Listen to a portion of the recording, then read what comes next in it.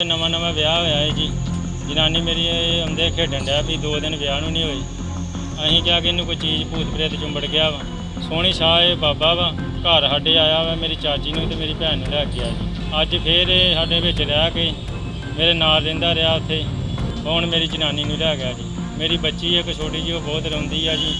सुनो बाबे दे घरे बाबा कढ लै गया इक्को ही परिवार दियां 3 महिलावां नूं।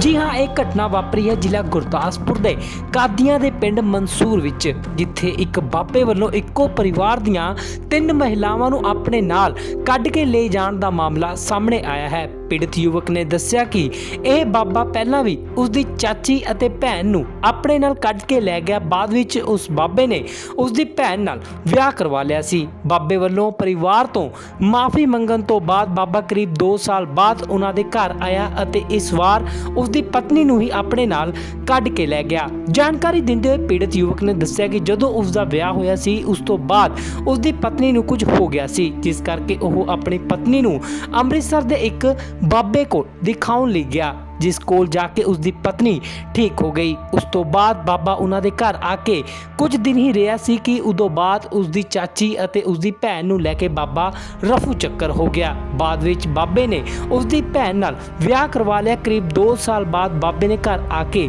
माफ़ी मंगी अते उन्हां कोल ही रहन लगा, लेकिन हुण इस वार बाबा उसकी पत्नी नूं ही अपने नाल लै गया। हालांकि इसकी शिकायत पुलिस नूं भी दे दी गई है। थाना कादियां दे SHO बलकार सिंह ने दस्सिया कि उन्हां नूं सूचना मिल चुकी है। फिलहाल पुलिस जांच कर रही है। दरखास्तकर्ता अजय कुमार ने एक दरखास्त दी है कि मेरी घरवाली बिना दस्से पुछे अपने घरों चल गई है, जिहदी ड्यूटी जिस वास्ते ड्यूटी ASC गुरनाम सिंह की लाई सी, जिसने दरियाफ्त ते दस्सिया कि वो सोनी नां दे बंदे नाल गई है, अपने आप गई है। 42 साल की आ, बालग आ, समझदार आ, उसनूं किसी ने वरगला के नहीं खड़िया, किसी ने किडनैप करके नहीं खड़िया। जद कि ये दरखास्तकर्ता अजय कुमार काफ़ी चिरां तो सोनी नां दे बंदे नूं अपने घर ही रखदा रहा। इस दे विच किसी दा कोई कसूर नहीं, पर फिर भी आपां इश्तिहार सोरोगोगा जिहड़े जारी कर दित्ते हैं। अजय कुमार हैगा मेरा नाम जी। मंसूर के पिंड दा मैं रहण वाला वां। हाँ जी, ते ये मेरी घर दी नूं पहलां लै गया जी, मेरे भैन भरावां नूं। सोहनी शाह ये बाबा वा।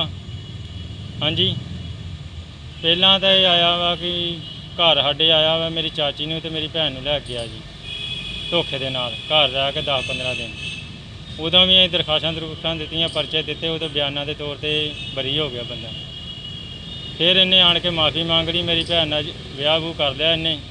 फिर घरदियां ने माफ़ी देती इनू कि चल 3-4 साल बाद आया वा, माफ़ कर दिता इनू। हाँ जी, अज फिर साडे विच रह के मेरे नाल रहिंदा रहा उत्थे।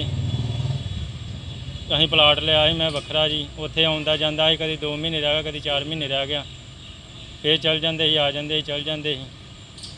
हुण मेरी जनानी नूं लै गया जी। मेरी बच्ची एक छोटी जी, वो बहुत रोंदी आ जी। इस मसले का हल किया जाए। जिस भी भरा नूं टक्करदे आ मिलते आ, सानू इस नंबर से कनैक्ट किया जाए।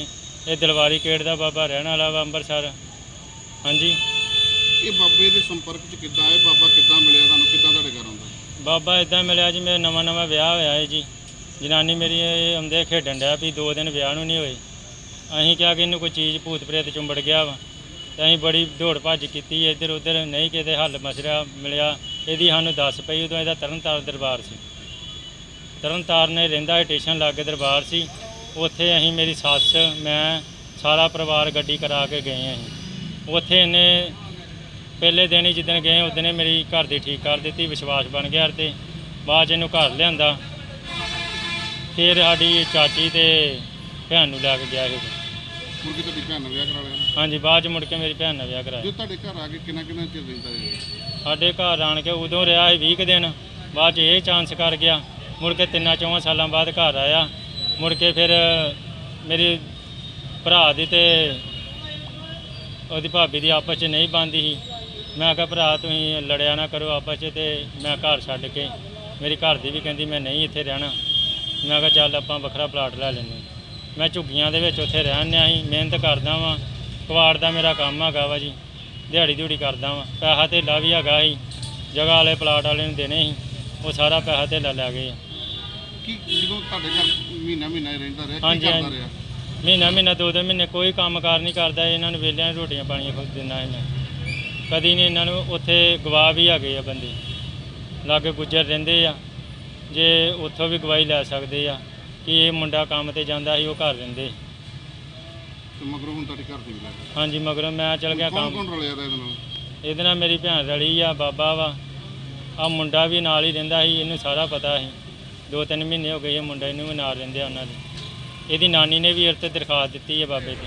ਇੱਧਰ ਪੱਡਿਆਂ ਦੇ ਡੇਰ ਲਾਗੇ ਆ, ਡੱਲੇ ਲਾਗੇ ਪੈ ਜਾਂਦਾ। ਅੱਛਾ। ਹਾਂਜੀ, ਉੱਥੇ ਮੈਂ ਰਹਿਣ ਡਿਆ ਪਿਆ, ਮੇਰੀ ਘਰ ਦੀ ਨਹੀਂ ਮੰਨਦੀ ਕਿ ਦੇਰ ਪਰਚਾ ਜਿਹੜਾ ਬਾਬਾ ਸੀ ਉਹ ਵੀ ਇੱਥੇ ਆ ਗਿਆ। ਮੇਰੀ ਭੈਣ ਦਾ ਪ੍ਰਾਹੁਣਾ ਹੀ ਆ। ਪਹਿਲਾਂ ਸਾਡੀ ਅੱਜ ਤੋਂ 6-7 ਸਾਲ ਮੇਰੇ ਵਿਆਹ ਨੂੰ ਹੋ ਚੱਲੇ ਭਾਈ। ਖੰਡ ਲਾ ਲਓ ਜਾਂ ਕੋਈ ਚੀਜ਼ ਲਾ ਲਓ। ਅੱਛਾ। ਹਾਂਜੀ, ਮੁੜ ਕੇ ਅਸੀਂ ਮੈਂ ਆਪਣੇ ਘਰ ਦੀ ਨੂੰ ਲਾ ਕੇ ਕਿਸੇ ਨੇ ਦੱਸ ਪਾਈ ਕਿ ਫਲਾਣੀ ਜਗ੍ਹਾ ਸਿਆਣਾ ਇਹ ਤਰਨ ਤਾਰਨ ਦੇ ਬਾਬਾ ਮੇਰੇ ਕੋਲ ਫੋਟੋਆਂ ਹੈਗੀਆਂ ਸਾਰੀਆਂ, ਪ੍ਰੂਫ ਇਹ ਸਾਰੇ ਲੈ ਗਏ ਸੀ। ਬੜੀ ਮੁਸ਼ਕਿਲ ਮੈਂ ਫੋਟੋਆਂ ਪਤਾ ਨਹੀਂ ਕਿੱਥੋਂ ਪੈਦਾ ਕੀਤੀਆਂ। ਇਹਦਾ ਨਾਂ ਸੋਹਣੀ ਸਾਹਿਬ। ਸੋਹਣੀ ਸ਼ਾਹ। ਫਿਰ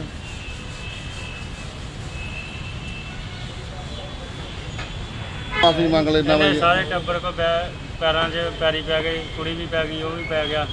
ਤੇ ਅਸੀਂ ਕਿਹਾ ਜਿਹੜੇ ਸ਼ਾਮ ਦਾ ਭੁੱਲਿਆ ਘਰ ਆ ਜੇ, ਤੇ ਉਹਨੂੰ ਭੁੱਲਿਆ ਨਹੀਂ ਕਹਿੰਦੇ। ਘਰਦਿਆਂ ਨੇ ਮਾਫ ਕਰ ਦਿੱਤਾ ਇਹਨੂੰ। ਹੁਣੇ ਤੇਰੇ ਘਰ ਦੀ ਲੈ ਗਿਆ। ਹਾਂਜੀ, ਕਿੰਨੇ ਦਿਨ ਹੋ ਗਏ ਤੇਰੇ ਘਰ ਰਹਿੰਦੇ ਨੂੰ? ਕੰਮ ਵਾ। ਕਿੰਨੇ ਬੱਚੇ? 2 ਕੁੜੀਆਂ, ਇੱਕ ਮਰ ਗਈ ਆ ਤੇ ਇੱਕ ਆ ਗਈ ਹੈ 4 ਸਾਲ। ਕੀ ਹਾਲ ਹੈ ਬਾਈ ਜੀ? ਇਹ ਕਦੀ ਆ ਜਾਂਦੇ ਸੀ, ਚਲ ਜਾਂਦੇ ਸੀ। 2-3 ਸਾਲ ਇਦਾਂ ਹੀ ਮੇਰੇ ਕੋਲ ਰਹੇ ਆ। ਕਦੀ 2 ਮਹੀਨੇ ਰਹਿ ਗਏ, ਕਦੀ 4 ਮਹੀਨੇ ਰਹਿ ਗਏ। ਕਿੰਨੇ ਦਿਨ ਹੋ ਗਏ ਜਾਣ? ਇਹ ਮੇਰੇ ਹਿਸਾਬ ਨਾਲ 2 ਤਰੀਕ ਦੀ ਹੋਣੀ ਆ। ਉਹ 2 ਤਰੀਕ ਦੀ ਮੇਰੇ ਹਿਸਾਬ ਨਾਲ ਗਈ।